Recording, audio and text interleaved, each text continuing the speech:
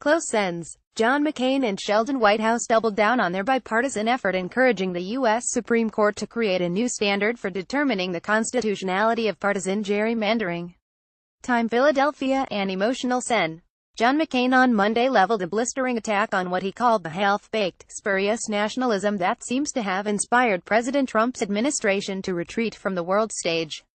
In a speech to accept the National Constitution Center's Liberty Medal, McCain, rares, emphasized that the United States is a land made of ideals, not blood and soil, a rebuke to the Nazi slogan about bloodlines and territory chanted in August by white supremacists demonstrating in Charlottesville, VA.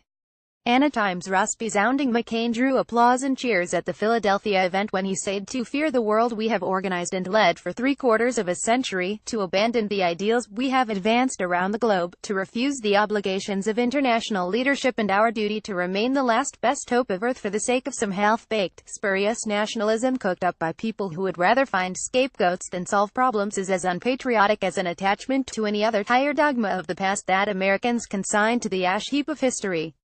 McCain, the Senate Armed Services Committee chairman who is battling an aggressive form of brain cancer, did not mention the name of Trump, with whom he has publicly feuded on and off for more than 2 years, previously said.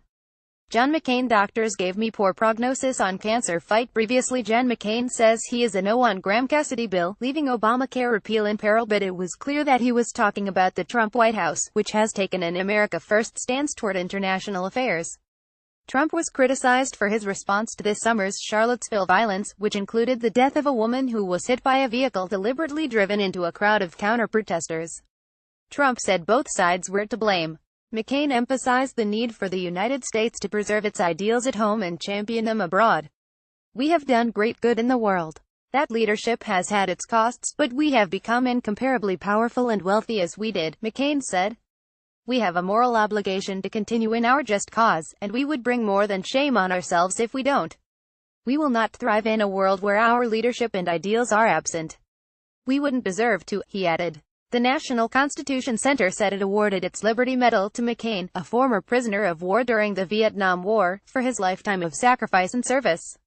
Former Vice President Joe Biden, in his role as chairman of the center, bestowed the medal on McCain. Biden and McCain have long earned criticism for crossing the political aisle to join arms. I see now that I was part of something important that drew me along in its wake even when I was diverted by other interests. I was, knowingly or not, along for the ride as America made the future better than the past, said John McCain, rares. In the most heated of debates, sometimes even between the two senators themselves, the men found common ground to make America better. The former vice president even believed McCain should have won the Republican nomination for president in 2000, much to the chagrin of his delegation. From my perspective, it all pointed in that direction from the very beginning, Biden said.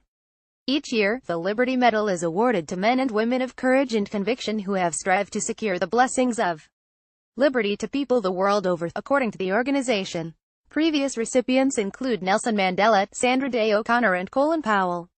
Those gathered Monday night on Independence Mall outside the Constitution Center considered McCain a worthy addition to that list. I am the luckiest guy on earth, McCain said. I have served America's cause, the cause of our security and the security of our friends, the cause of freedom and equal justice, all my adult life. I haven't always served it well. I haven't even always appreciated what I was serving, but among the few compensations of old age is the acuity of hindsight, he said. I see now that I was part of something important that drew me along in its wake even when I was diverted by other interests. I was, knowingly or not, along for the ride as America made the future better than the past. The Arizona senator has received considerable attention this year both for his willingness as a Republican to defy the GOP effort to repeal Obamacare and for his cancer diagnosis announced this summer. The 81-year-old announced in July that he was diagnosed with a brain tumor, the same type of cancer that took Biden's son, Beau.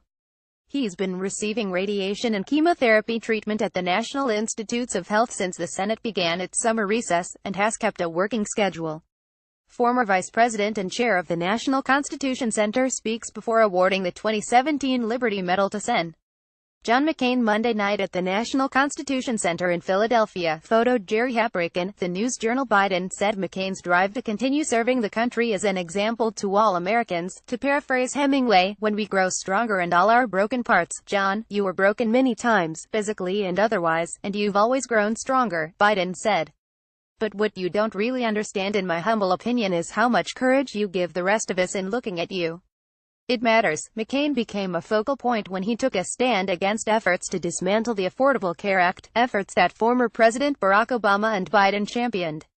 Last month, McCain voted no to the Graham-Cassidy proposal, which would have kept much of the Obamacare tax structure in place, but given back money to states in the form of block grants, allowing them to design their own healthcare systems. I cannot in good conscience vote for the Graham-Cassidy proposal. I believe we could do better working together, Republicans and Democrats, and have not yet really tried, McCain said in a statement at the time. Nor could I support it without knowing how much it will cost, how it will affect insurance premiums, and how many people will be helped or hurt by it. These efforts and the belief in standing up for the liberty of all people are what leaders throughout the country voiced again and again about McCain Monday night. Starbucks executive chairman Howard Schultz stressed that it is easy to recall stories of great men, but noted that it is much harder to follow in the footsteps of great men. You, Senator McCain, are a founding father of our time, he said. McCain joined the Navy in 1958 after graduating from the U.S. Naval Academy. He rose to be a captain during his 22 years of service, working as a pilot in the Caribbean during the Cuban Missile Crisis and later conducting targeted airstrikes in North Vietnam. On October 26, 1967, his plane was shot down over Hanoi during a bombing mission. McCain was captured and spent years in a prisoner of war camp, where he was tortured by his captors. Despite the opportunity for early release, McCain refused until all of his fellow soldiers were free, prompting a 4-day beating that McCain struggled to survive. The senator has received 17 military awards and decorations, including the Silver Star, the Navy Commendation Medal and the Bronze Star, for his heroism. The year after his return, his political career began in 1982, when he was elected to the U.S. House of Representatives, where he served for 2 terms before his election to the U.S. Senate in 1986. He has been in the Senate since, winning his re-election 5 times, as well as making 2 runs for president in 2000 and 2008. It was during this time his lifelong friendship with Biden grew deeper. He says he carried my bags, but he never carried my bags, Biden said to laughs in the crowd. He was supposed to carry my bags, but he never carried my bags. McCain handed it right back during his remarks, noting that he did in fact carry Biden's luggage, part of the duties taken on by the Navy's liaison officer to the Senate. I've resented it ever since, he said with a smile, before adding, Joe has heard me joke about that before. I hope he has heard, too, my profession of gratitude for his friendship and love these many years. It has meant a lot to me. Contributing Scott Goss, The Wilmington, Delaware News Journal. Follow Dan Nowicki and Brittany Horn on Twitter at Danovitsky and at Brittany Horn. Reader share this story http://susset.lead to east2d.